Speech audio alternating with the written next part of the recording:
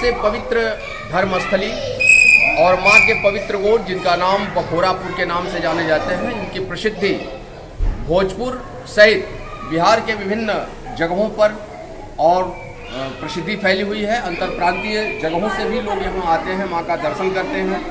ये बहुत ही, हालांकि गांव के भीतर माँ की ये प्रतिमा स्थापित है, उनका ये गर्भगृह है। उसी गर्भगृह के पास हम लोग खड़े हैं और यहाँ बाबा श्याम जी हैं जो इस मंदिर के अधिष्ठाता माने जाते हैं। तो आइए पहले हम इनसे जान लेते हैं, उसके बाद हम अपनी प्रतिक्रिया आप तक पहुँचाएंगे। भाई बहुत बहुत स्वागत है। एक बार बता दीजिए इस मंदिर के पूरी इतिहास के बारे में, इनकी प्रख्याति के बारे में जरा सा बता दीजिए। सबसे पहले जय माँ काली बखोरापुर वाली के चरण कमलों में अपने सभी भक्तों के साथ साष्टांग नमस्कार करते हुए आप सभी को बहुत बहुत धन्यवाद देते हैं।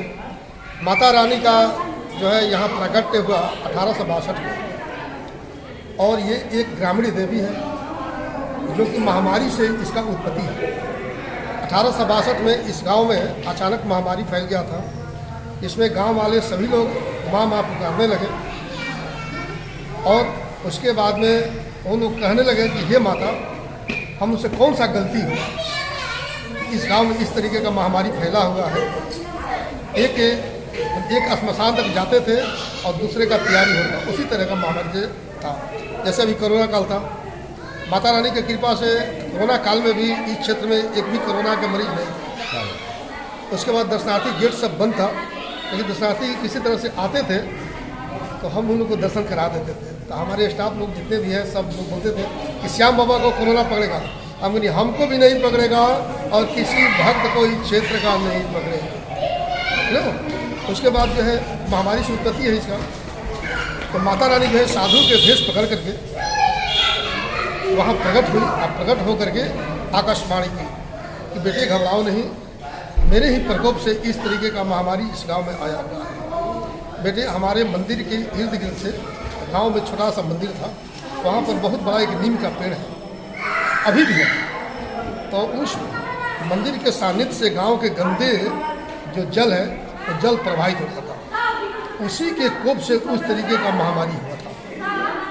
तो माता रानी बोली कि बेटे हमारे मंदिर के इर्द गिर्द से जो है गंदे पानी वगैरह बह रहा है, तीनों उसको आप लोग कंट्रोल कीजिए। यदि कंट्रोल नहीं कीजिएगा मैं सारे गांव को ध्वंस करूँगा। उसके बाद माता रानी इस तरीका का स्मरण करके और उसके बाद विलीन हो गई। गांव वाले जो है वहाँ पर दुर्गा सप्तशती का पाठ कराएं, पाठ करा करके सप्तमी के दिन फिर आवाज़ आता है ऊपर से, बेटे अब क्या देखते हो, हम यहाँ नहीं रहना चाहते हैं, हमको किसी अच्छे जगह पर ले चलो। उस समय 1862 में यहाँ पर बहुत बड़ा जंगल था। तो वहाँ से गांव वाले बाजे नगारे के साथ जो है पिंड लेकर के चले और उनके हाथों से इसी जगह पर पिंड जो है छूट जाता है। तो हमारे बूढ़े बुजुर्ग जो है उस सोचे माता रानी यहीं रहना चाहती है, तो माता रानी का यहीं पर लोग स्थापना किए और पूजा पाठ किए।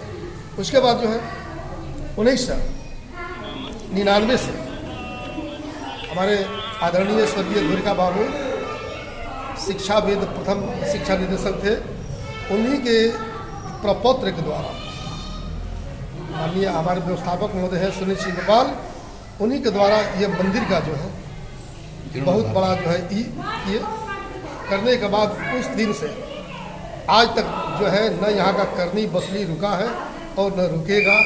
आज तक अभी तक एकदम काम चल रहा है।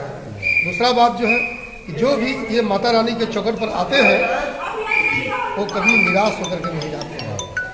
दुर्गा सप्तशती के कोच में लिखा है कि यम यम चिंतते तम तम कामम प्राप्नोति निश्चितम। जो जिस प्रकार का चिंतन करके पवित्र भावना से पवित्र होकर के माता रानी के दरबार में आता है और अपने माथा को टेकता है, माता रानी उसको अपना लेती है और उसका सारे दुखों को हर लेती है और सुख में जय प्रोवाइड करती है। यम यम चिंतन्ते कामम तम तम प्राप्नोति निश्चितम, मतलब सीधा सीधा है कि अगर आप निष्काम भाव से निष्काम भक्ति के साथ अगर माँ के दरबार में आते हैं तो आपकी विभिन्न मन्नतें बड़ी आसानी से मिल जाती हैं। और यही है माता रानी का मंदिर के दरबार की ख्याति, उनकी प्रसिद्धि, उनका इतिहास, जो आप अभी मंदिर के अधिष्ठाता श्याम जी से आपने सुना। श्याम बाबा श्री राजा तिनके काज सदन और मनोरथ जो कोई लाओ सोई अमित जीवन पाओ। यदि हनुमान जी के चरण कमलों में जय माँ काली बखोरा प्रवाली को स्मरण करते हुए पूजा पाठ करते हुए यदि हनुमान जी का दर्शन हो जाए तो समझिए आपका पूर्ण मनोकामना